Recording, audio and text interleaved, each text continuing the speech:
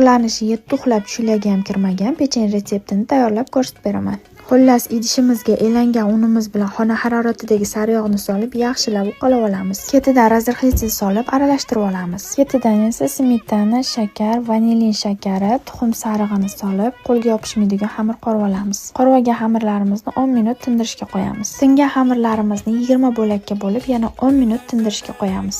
Endi esa hammaning uyda topiladigan shunaqangi nasatka bilan xamirlarimizni yoyib olamiz. Xuddi shu ko'rinishda yoyilgandan so'ng ichlariga xohlagan nachinkalar ishlatsalar bo'ladi. Men olmali nachinka ishlatdim. Ichlariga nachinka so'yganimizdan so'ng ochilib ketmasligi uchun yaxshilab tugib olamiz. Tayyor bo'lgan pechenyelarimizni listga joylab pishirishga jo'natamiz. Pishib chiqqandan so'ng ustilariga shakar upasi sepib dasturxonga tortamiz. Ishoning, bitta-bitta yeb qancha yeganingizni ham sezmay qolasiz. Retsept yoqqan bo'lsa, o'zingizga saqlab oling va menga obuna bo'lishni unutmang. Bundan so'ng retseptlar hali oldinda.